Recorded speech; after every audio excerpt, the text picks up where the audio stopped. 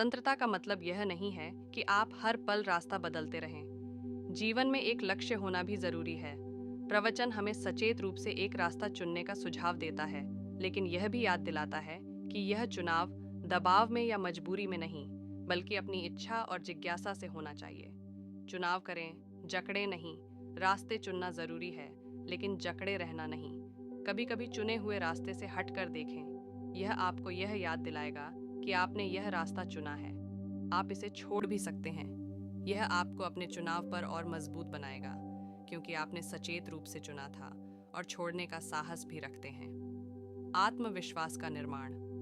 अपनी शक्ति को पहचाने, बार बार विद्रोह करने और नए रास्ते अपनाने से हमारा आत्मविश्वास मजबूत होता है।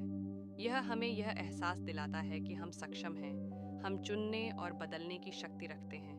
हम जीवन की धारा में बहने वाला पत्ता नहीं, बल्कि अपनी दिशा तय करने वाली नाविक हैं। आप ही नाविक हैं। अपनी परिस्थितियों के शिकार होने के बजाय उन्हें संभालने का दायित्व लें। आप अपनी यात्रा के नक्शे खुद बना सकते हैं और रास्ते में आने वाली चुनौतियों का सामना करने का साहस रखते हैं। जीवन का असली उद्देश्य आत्म साक्षात्कार की यात्रा। यह हमें सिर्फ जीवन शैली बदलने के लिए नहीं प्रेरित करता, बल्कि हमें जीवन के गहरे सवालों पर चिंतन करने के लिए जगाता है। अपने होने का बोध। असली सवाल यह है कि हम कौन हैं? हम इस संसार में क्यों हैं? क्या जीवन केवल खाने, सोने और काम करने के लिए है? आत्म साक्षात्कार की यात्रा।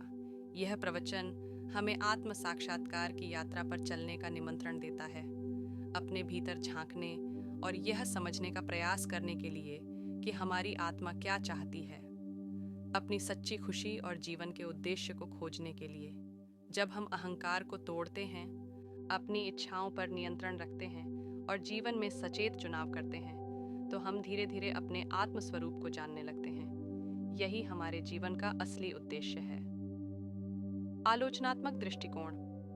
आध्यात्मिक जगत का पुनर्विचार प्रवचन कुछ आध्यात्मिक जगत में प्रचलित अवधारणाओं की भी आलोचना करता है, जैसे गो विद द फ्लो, धारा के साथ बहो, या जस्ट एक्सेप्ट व्हाट इज, जो है उसे स्वीकार करो। प्रवचन का कहना है कि बिना सोच समझे परिस्थितियों के आगे झुक जाना आत्मसमर्पण नहीं, बल्कि आलस्य है। हालांकि इसका यह मतलब नहीं है कि हमें हर चीज से लड़ना या विद्रोह करना चाहिए। सचेत प्रतिक्रिया, बल्कि हमें सचेत रूप से जवाब देना चाहिए। हमें चुनना चाहिए कि कब बहना है और कब अपने पैर जमाने हैं। कभी कभी परिस्थितियों के साथ बहना जरूरी होता है, लेकिन कभी कभी परिस्थितियों को बदलने के लिए दृढ़ होना भी जरूरी है। अपने होने का सबूत आखिरकार सशक्तिकरण और आनंद की यात्रा का निमंत्रण है। यह हमें जड़त्व से निकालकर एक सचेत और जिम्मेदार जीवन जीने की ओर प्रेरित करता है। यह हमें याद दिलाता है कि हमारी जिंदगी अनमोल है और हमारी खुशी किसी और के हाथों में नहीं है। अपने अस्तित्व को जगाकर और सचेत चुनाव करके ही हम एक सार्थक और आनंदपूर्ण जीवन जी सकते हैं। आचार्य प्रशांत इस भ्रम को कैसे तोड़ते हैं?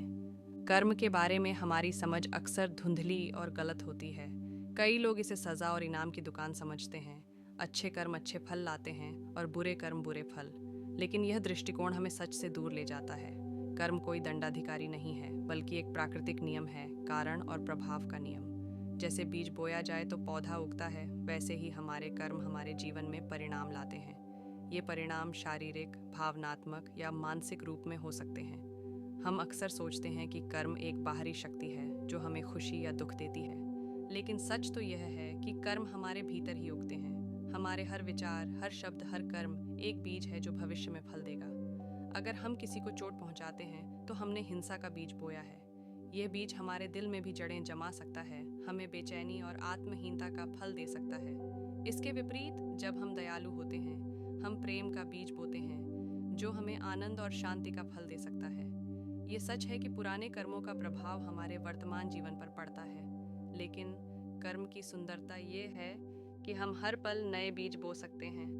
हम बुरे कर्मों के चक्र में फंस कर नहीं रहना है। हम सचेत बनकर अच्छे कर्मों का चुनाव कर अपने भविष्य को बदल सकते हैं। कर्म को समझने का मतलब खुद को दोष देना नहीं है। हर कोई गलतियां करता है और हमारे पास हमेशा सुधारने का मौका होता है।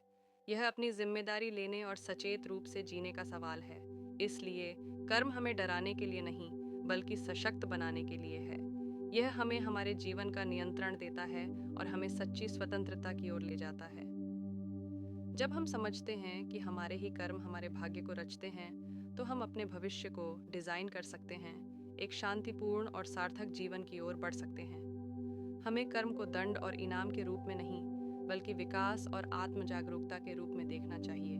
जब हम इस सच को आत्मसात करते हैं, तो हम कर्म के बंधन से मुक्त होकर आनंद और स्वतंत्रता का अनुभव कर पाएंगे। मित्रों, आज हमने कर्म के कई झूठों से पर्दा उठाया।